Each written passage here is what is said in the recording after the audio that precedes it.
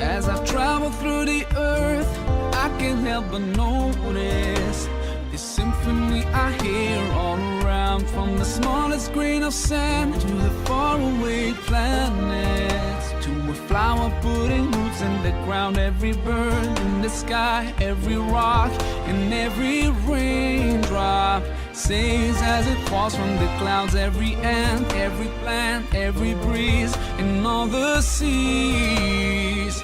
They all sing سبحانك ربي سبحانك سبحانك ما أعظم شانك سبحانك ربي سبحانك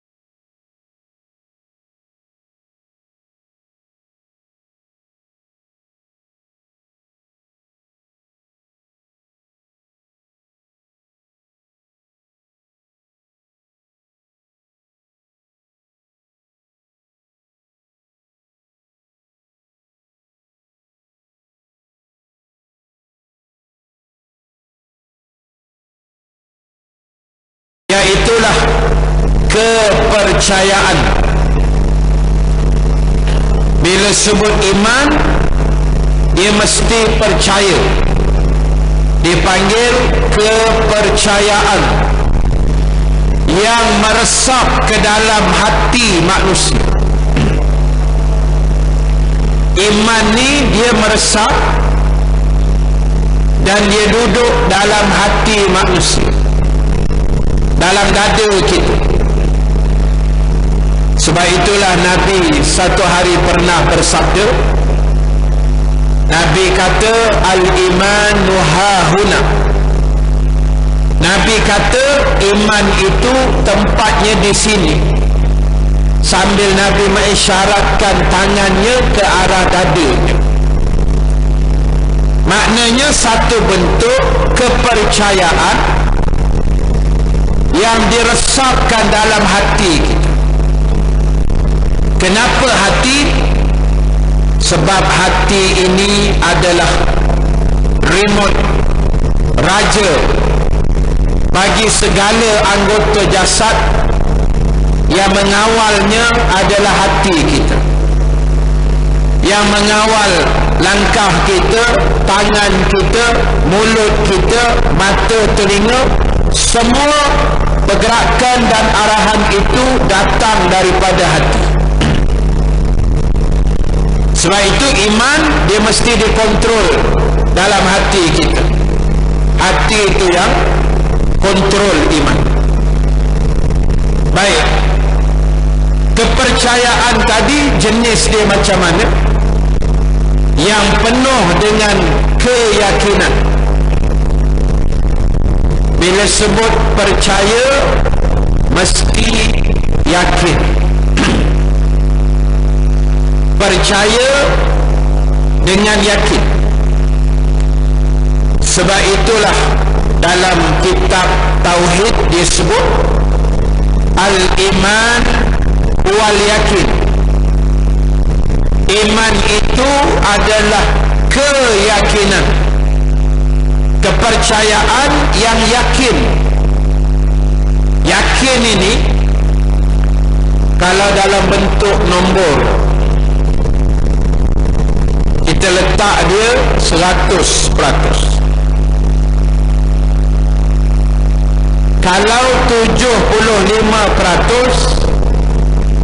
dipanggil zon. Zon maknanya hampir kepada tahap yakin, tapi dia tidak mencecah 100%. Kalau 50% dipanggil syak. Syak ni 50-50 . Kalau satu lagi 25% dia panggil waham. Waham ni kira teruk lah, dekat dengan Wahabi ya kot. Waham tu dalam junam ke bawah dah teruk, 25%. Kalau 100% dia panggil yakin, 75% tadi dia panggil zon.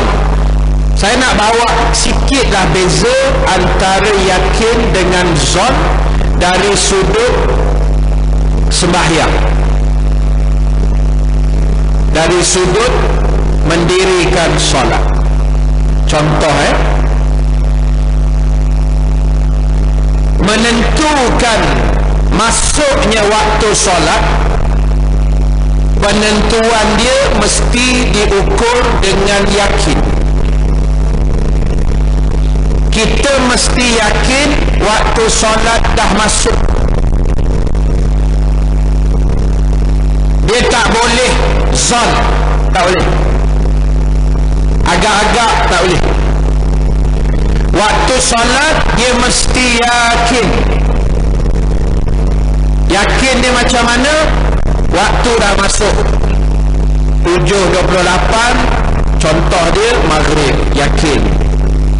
Tengok jam tangan 7.28, jam dinding kat rumah 7.28, jam handphone 7.28. apa lagi jam tu semua 7.28 yakin. Buka TV pun dah azan, radio pun azan, kat handphone kita pun dah azan, yakin. Dengar azan di luar, maghrib dah masuk, cuaca dah gelap, yakin. Itu maksud yakin. Kalau dia sembahyang dalam keadaan tak yakin waktu dah masuk, sembahyang dia tidak sah. Walaupun dia sembahyang sebenarnya waktu memang dah masuk, tapi sebab dia tak berapa yakin, dia kata dah masuk ke belum, dah masuk, masuk aku, dia kata masuklah kot, maknanya dia tak apa yakin, dia main agak-agak sikit. Maka walaupun kata ulama dia sembahyang tu dalam waktu, tapi sebab tak yakin, maka sembahyangnya tidak sah. Adapun masuk waktu main agak-agak ni dia tak boleh, zon tak boleh. Contoh, masuknya waktu asar dengan melintasnya mamak jual roti depan rumah. Selalu mamak jual roti ni petang-petang kan, pon dia tekan dia punya horn roti tu. Kita berduduk kat luar, mamak lalu jual roti, ni dah asar ni katanya. Bukan mamak tu yang menentukan waktu asar tu, tak boleh gitu. Budak sekolah sebelah ni balik, sekolah menengah sebelah ni lalu menderu, ni dah zuhur dah ni, tak boleh. Mana tahu dia balik awal tadi, pukul 10 dah balik, kita semayang zuhur pukul 10. Ataupun lalu kapal terbang, ni musim kapal terbang lalu kapal terbang, dia kata ini asar lah ni, dia lalu atas kepala rumah kita, tak boleh.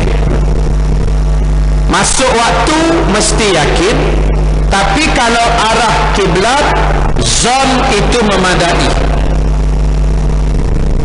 Macam masjid kita ni dulu kan kiblat dia lain kan, dia straight sikit, ni dah sengit sikit, tak ada masalah, zon. Habis orang dulu semayang macam mana? Sah je, tak ada apa masalah dia. Sebab penentuan arah kiblat ni, dia sekadar zon tu dah kira lepas. Macam kita masuk hutan kan, 2-3 orang masuk hutan, bila nak semayang, yang seorang kata sini kot kiblat dia, seorang kata sini kot, seorang kata sini kot, tiga-tiga sah. Konfekah zon. Tapi masuk waktu mesti yakin. Tapi dalam soal iman, dia mesti yakin, percaya pada Allah, mesti percaya betul-betul.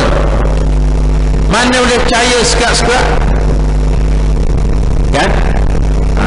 Percaya pada Allah ni tuan-tuan, dia kena percaya betul-betul, sungguh-sungguh. Contoh kan, tadi saya sebut kapal terbang tadi, dia dah masuk hari ke-4 lah kot kan, nak masuk hari ke-3, hari ke-4, MH370 yang setakat ke malam ni kita kata masih menjadi misteri, agak yalah misteri lah, saya kata misteri lah. Walaupun usaha dibuat, ialah pihak-pihak yang berusaha tu tak apalah, pihak berwajib, pihak Marine, pihak tentera, pihak DCA, semua yang terlibat itu kerja dia. Kerja kita sebagai manusia biasa ni, hamba Allah, kita berdoa pada Allah, kita bersangka baik dengan Allah. Sebab bila jadi macam ni, ialah memanglah secara teori dia, selagi tak dapat jawapan tu, memanglah manusia ni akan buat jawapan sendiri. Dia akan buat macam-macam spekulasi.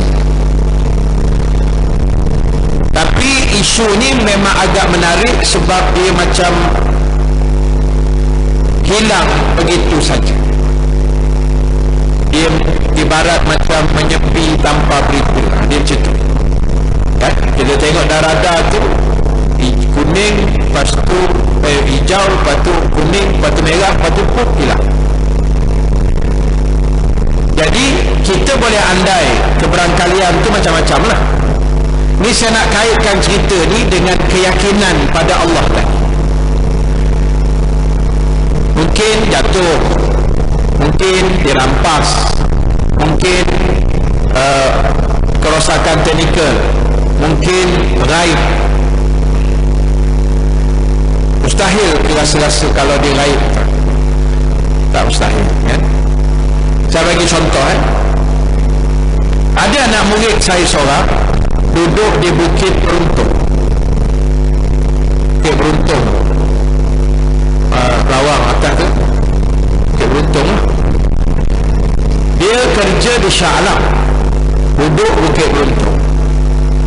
Sebelum subuh dah start motor pergi kerja.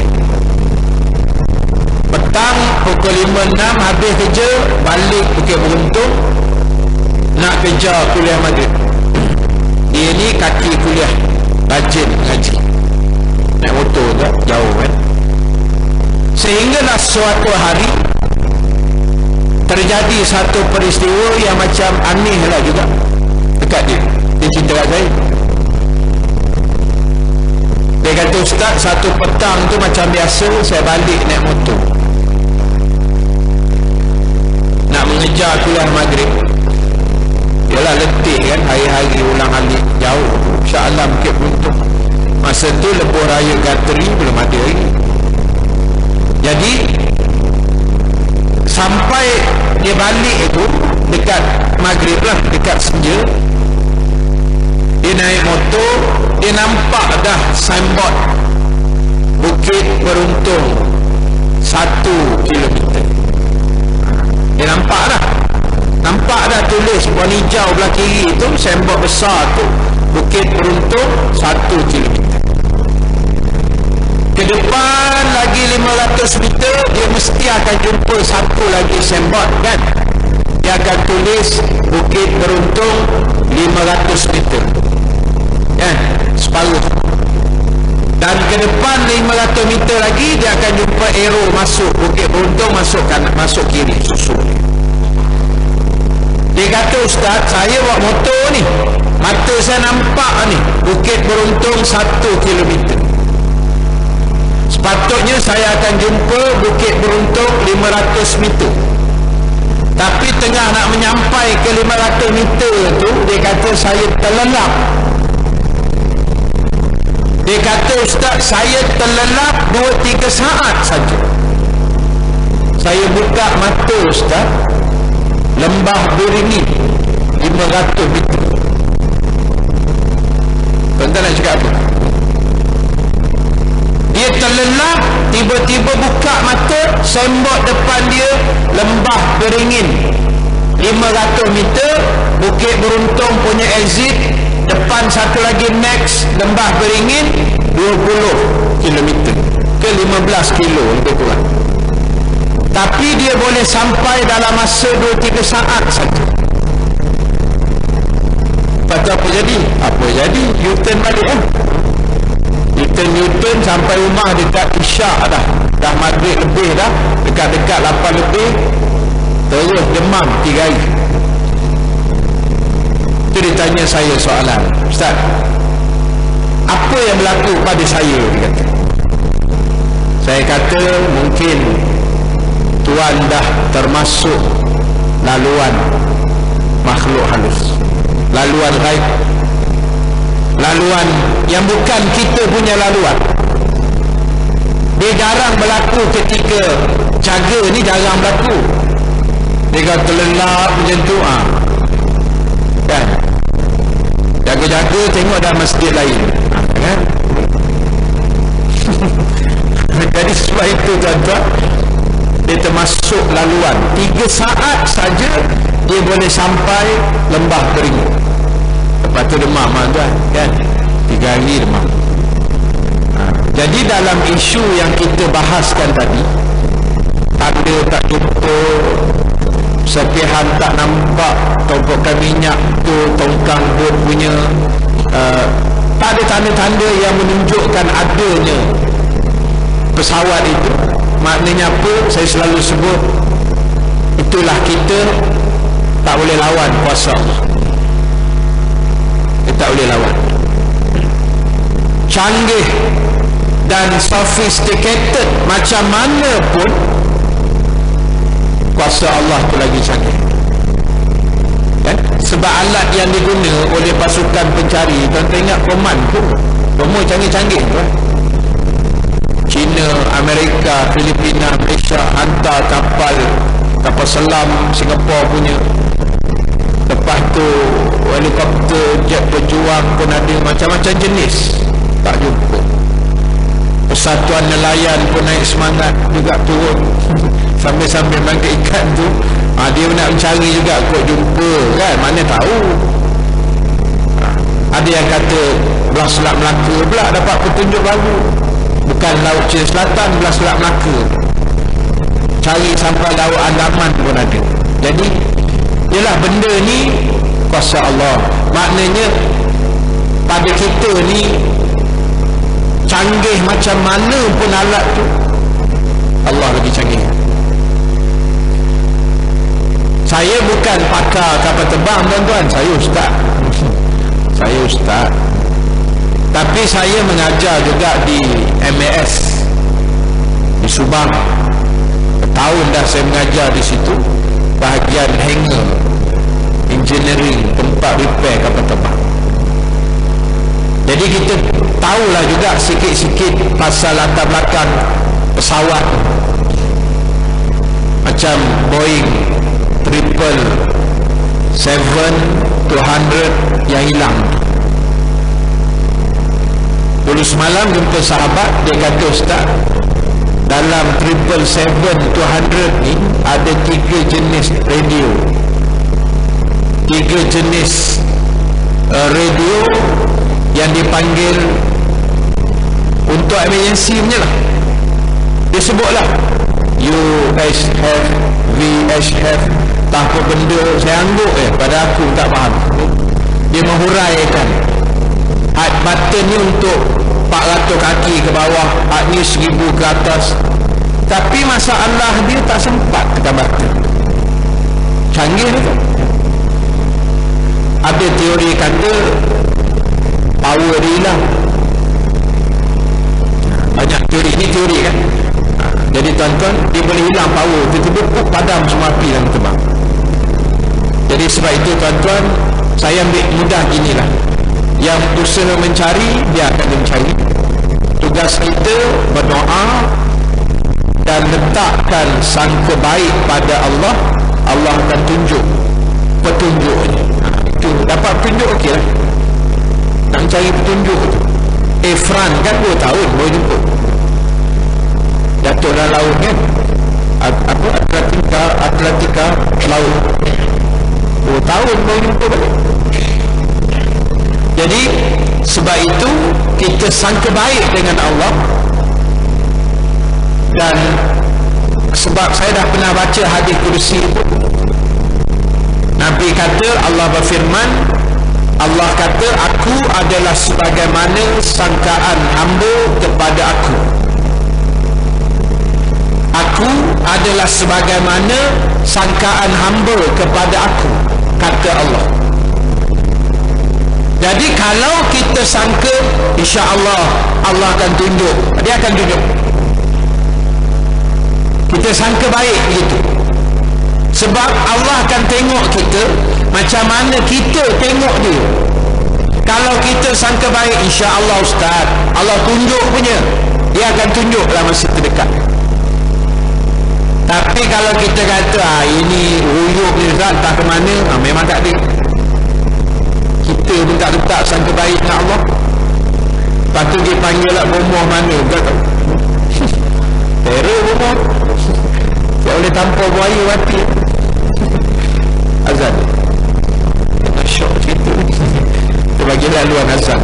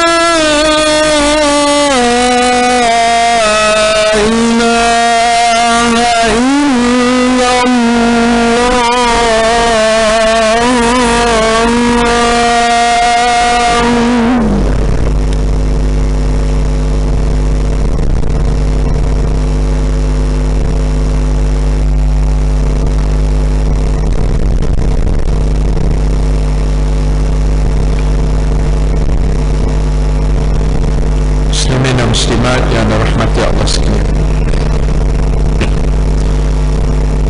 Baik, apa yang saya sebut tadi, saya nak sambung sikit saja lagi, iaitu dalam apa juga perkara yang berlaku, kita bersangka baik dengan Allah. Bila kita sangka baik, Allah itu maha pemurah, insya-Allah dia akan murahkan rezeki kita. Bila kita sangka baik, Allah itu maha pengampun, dia pasti akan mengampunkan dosa kita. Bila kita bersangka baik, Allah akan meletakkan kita di tempat yang terbaik, insya-Allah. Itulah yang akan dilakukan oleh Allah Subhanahu wa ta'ala. Cuma dalam persoalan iman tadi, bagaimana kita nak meletakkan keyakinan itu, tetapi mestilah dengan syarat keyakinan itu dia kata yang tidak bercampur dengan syak dan ragu-ragu. Mesti yakin 100%, tak boleh ragu-ragu. Betul ke hadis Nabi ini, Ustaz? Ragu-ragu. Macam Kasih Ahmad, dia ragu tentang hadis, dia ragu tentang Quran, dia nak tafsirkan Quran. Banyak kerja tuan nak tafsir Quran ni. Tak payahlah buat kerja penat gitu. Nak tafsir Quran ni nombor satu, kena hafaz Quran 30 juzuk. Nombor dua, kena tahu bahasa Arab. Kalau setakat anak intar Assalamualaikum salam je, tak payahlah. Jauh lagi kita nak tafsir Quran. Kena tahu asbabun nuzul, sebab turunnya ayat. Ayat ni turun kenapa, ayat 8 ni turun, ayat 19 ni kenapa. Kena tahu nasakh dan mansukh. Ayat ni dinasahkan tapi hukumnya berjalan, ayat ni ada, hukum dah tak ada. Kena tahu. Dan dia kena tahu selok-belok bahasa Arab, sebab Quran tu bahasa Arab. Nahwu, saraf, mantik, bayan, balaghah, semua dia kena tahu. Jadi kita peganglah tafsir yang ada sudah. Jangan kita menyusahkan diri, meletakkan diri kita dalam lembah kebinasaan. Sebab Nabi dah pesan, al-kibru batarul haq wa ghamtun nas. Itu adalah antara contoh manusia yang sombong. Sebab Nabi mendefinisikan sombong itu, orang yang sombong, kata Nabi, yang pertama orang yang menolak kebenaran, tolak Quran, itu orang sombong. Tak dengar cakap Allah, orang sombong. Siapa kita tak dengar cakap Allah? Sedangkan langit bumi ni Allah punya. Kita hanya menumpang saja. Mujur rahmat dia bagi kita hidup, mujur kita jadi manusia. Dia bagi tumpang saja. Kasih Muhammad sebut, dia kata, kalaulah tidak kerana Nabi Adam melakukan dosa dalam syurga, memakan atau mendekati pohon larangan, kalau tak kerana dosa Nabi Adam, kita dah lama dah duduk dalam syurga goyang-goyang kaki. Mana kau tahu? Suka hati je. Allah susun Nabi Adam dengan Hawa dalam syurga, belum tentu. Kena dia duduk berdua je. Kita ke mana? Ada hati tak masuk syurga orang tu? Jadi tuan-tuan, lepas tu dia condemn. Memang dia condemnnya Nabi Adam. Dia kata, dek kerana dosa Nabi Adam lah kita menanggung dosa dan azab di dunia ini. Baca balik ayat 30 Al-Baqarah. Inni ja'ilun fil ardi khalifah. Allah kata, aku nak ciptakan atas dunia ni manusia sebagai khalifah. Allah hantar Nabi Adam tu sebab mendekati pohon larangan, menjadi sebab Allah buat keluar dia daripada syurga, duduk atas muka bumi beranak pinak. Dan bila kita dah ada di bumi ni, barulah ada peluang nak pergi syurga. Nampak tak flow yang Allah buat tu, jalan dia tu? Jangan baca sekerat, oh ni Nabi Adam punya pasal lah. Kalau tidak, kita dah melepak dalam syurga. Nak menyalahkan orang suka-suka hati, ni orang sombong. Dan yang kedua, Nabi kata orang sombong ni menolak kebenaran, satu. Yang kedua, waghamtun nas, menghina manusia. Hina Nabi, hina Imam Syafi'i. Kata Imam Syafi'i, ulama pertama yang sesat. Hina sahabat. Allahu Akbar. Tuan-tuan, kita dengan sahabat Nabi ni jauh. Sahabat Nabi ni siapa? Yang kita hina-hina sahabat kita siapa? Saya pernah bacakan hadis dulu, hadis sahih. Nabi siap bersumpah, jangan maki hamun sahabat aku, kata Nabi.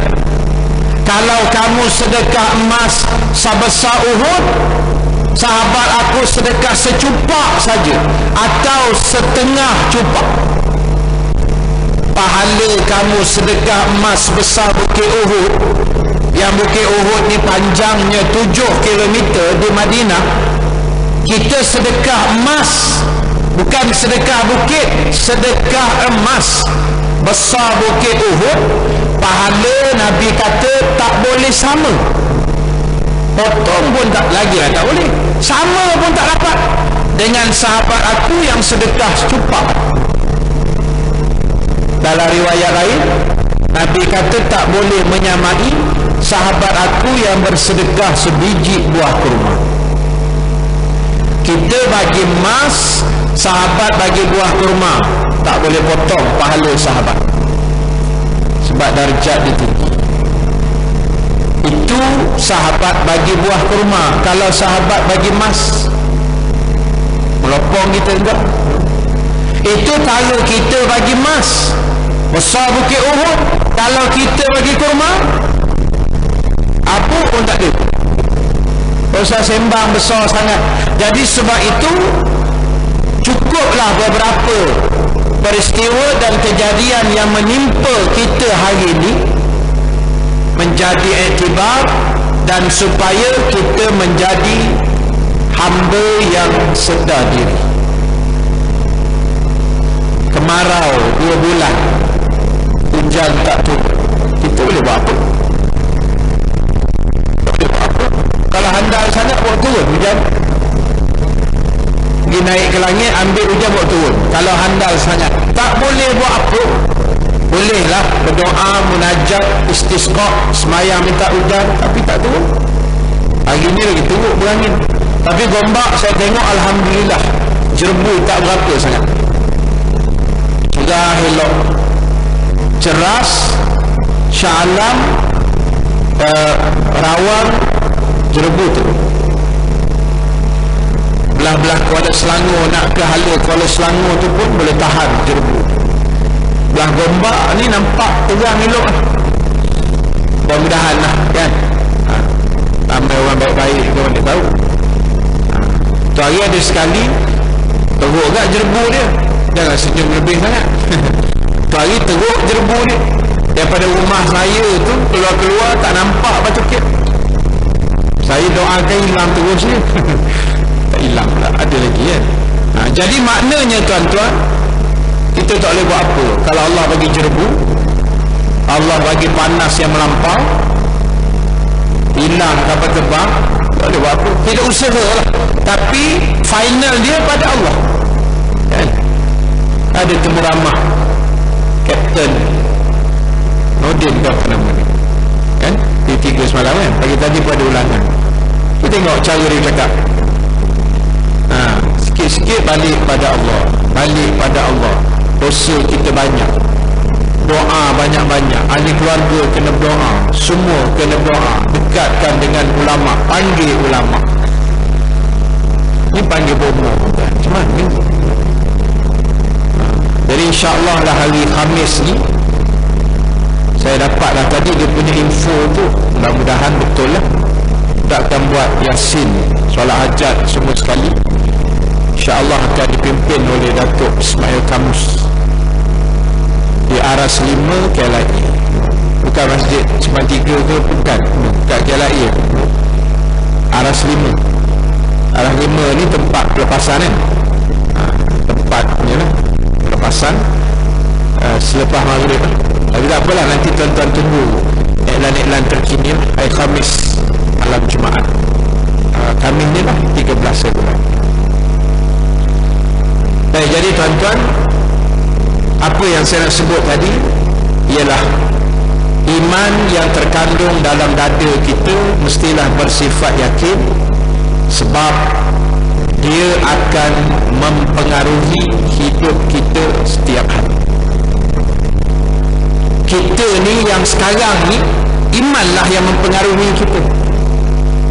Kita jadi orang ke, tak apa nak orang ke, iman itulah yang memberi impak dalam pertuturan, tingkah laku, perangai, akhlak, sikap, budi kita, dia punya pencorak dia iman kita sendiri. Dan iman ni individu, maksudnya masing-masing. Dia tak boleh pindah milik, dia tak boleh transferkan iman dekat orang lain, tak boleh. Pindah milik tak boleh, tukar hak milik pun tak boleh. Kalau iman boleh tukar hak milik, Nabi dah buat lama dekat Abu Talib, tapi tak boleh buat.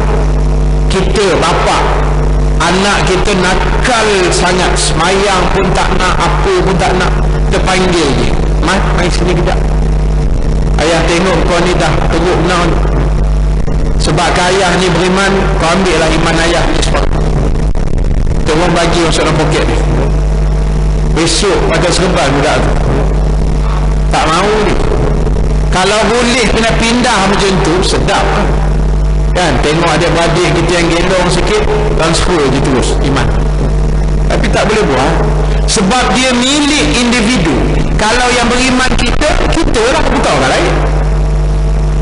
Jadi sebab itu tuan-tuan, ini asas yang paling penting dalam perbincangan kita malam ni. Yang pertama tadi, persoalan iman, pengertian dia mesti percaya dengan yakin dan tak boleh ada sebarang keraguan. Akhir sekali tuan-tuan, saya nak berhenti setakat ni dulu, sebab saya ada satu lagi kelas 9.30 kejap lagi di Masjid Ridwan Bulu Kelang.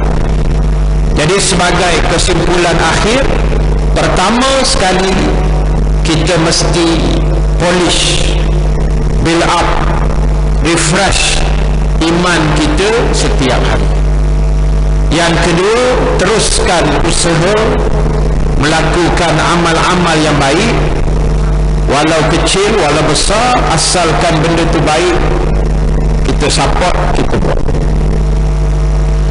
Dan yang ketiga, dalam isu yang timbul hari ini, dalam isu kehilangan kapal terbang tadi, biar kita bagi sokongan moral. Kita ada Twitter, kita ada Facebook, kita ada macam-macam.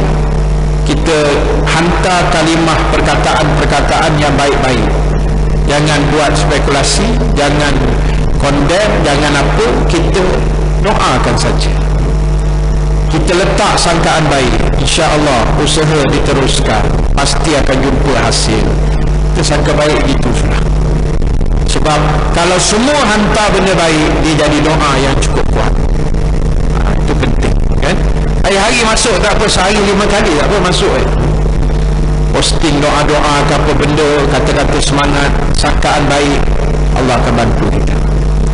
Wallahu ta'ala alam. Terima kasih pada muslimin-muslimat yang sudah hadir pada malam ini. InsyaAllah panjang umur, kita jumpa bulan depan dengan izin daripada Allah Subhanahu wa ta'ala, dengan kitab yang baru kita bacakan pada malam ini bertajuk Iman dan Kehidupan. Mudah-mudahan ada manfaat untuk kita semua. Jadi sama-sama kita akhirkan majlis pada malam ini dengan tasbih kafarah, suratul As dan bacaan doa. Subhanakallahumma wa bihamdika, nashhadu an la ilaha illa anta, nastaghfiruka wa natubu ilaik. Bismillahirrahmanirrahim. Wal 'ashri innal insana lafi khusr illa alladhina amanu wa 'amilus shalihat wa tawassaw bil haqq wa tawassaw bis sabr. A'udzu billahi minasyaitonir rajim. Bismillahirrahmanirrahim. Alhamdulillah Rabbil Alamin, wassalatu wassalamu ala asyrafil anbiya wal mursalin Sayyidina Muhammad wa ala alihi wa sahbihi wa ajma'in. Allahumma ja'al jam'ana hadza jam'an marhuma wa tafarruqana min ba'dihi tafarruqan ma'suma wa la taj'al minhum fina shaqiyyan wa la mahruman wa la makruda. Allahumma zakkirna ma nasina wa 'allimna ma jahilna ya arhamar rahimin. Ya Allah, Tuhan kami, ampunilah segala dosa-dosa kami ya Allah, dosa kedua orang tua kami ya Allah, dosa adik-beradik dan saudara mara kami ya Allah, dosa jiran-jiran kami ya Allah, dosa rakan-rakan kami ya Allah, dosa guru-guru kami ya Allah, dosa seluruh Islam di seluruh dunia ya Allah ya Arhamar Rahimin. Ya Allah Tuhan kami, pandanglah kami dengan pandangan rahmat-Mu ya Allah. Janganlah Engkau memandang kami dengan pandangan kemurkaan-Mu ya Allah. Ya Allah ya Tuhan kami menyadari akan dosa-dosa yang telah kami lakukan ya Allah. Tetapi kami hanyalah hamba yang terlalu lemah di hadapan-Mu ya Allah. Oleh itu turunkanlah hujan kepada kami ya Allah. Turunkanlah hujan daripada langit-Mu ya Allah, kerana Engkaulah yang memiliki langit dan bumi ini ya Allah ya Arhamar Rahimin. Rabbana 'alaika tawakkalna wa ilaika anabna wa ilaikal masir. Rabbana atina fid dunya hasanah wa fil akhirati hasanah wa qina azabannar. Wa sallallahu ala sayyidina Muhammad wa ala alihi wa sahbihi ajma'in walhamdulillahi rabbil alamin. Assalamualaikum warahmatullahi taala wabarakatuh.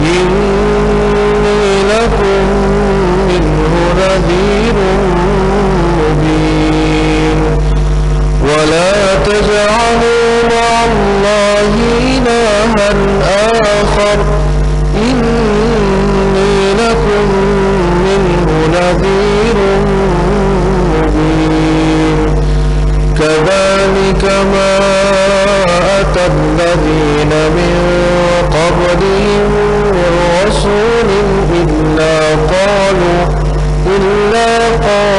ساحر أو مجنون أتواصوا به بل هم قوم طاغون فتول عنهم فما أنت بملوم وذكر فإن الذكرى تنفع المؤمنين وما خلقت الجن والإنس إلا ليعبدون ما أريد منهم من رزق وما أريد أن يطعمون إن الله هو الرزاق ذو القوة المتين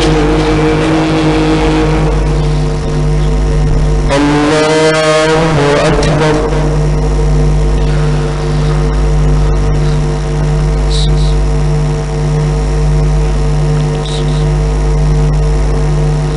سمع الله لمن حمده الله أكبر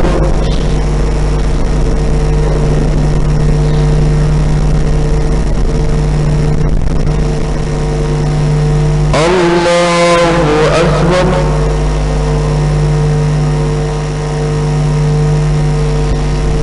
الله أكبر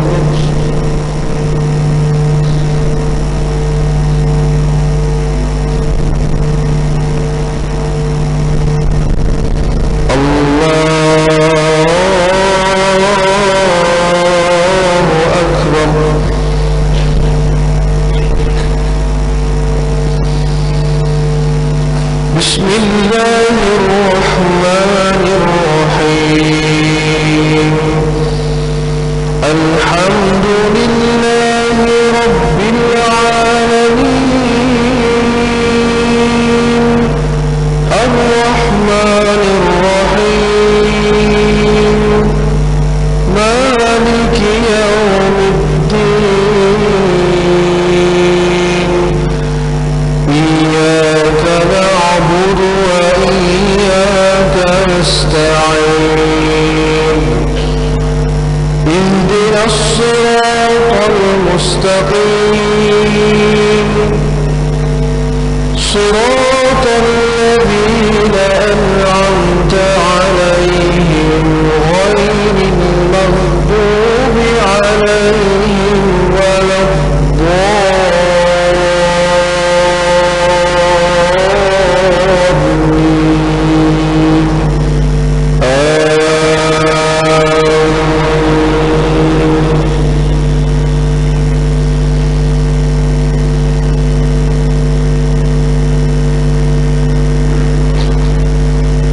بسم الله الرحمن الرحيم قل يا أيها الكافرون لا أعبد ما تعبدون ولا أنتم عابدون ما أعبد ولا أنا عابد ما عبدتم ولا أنتم عابدون ما أعبد لكم دينكم ولي دين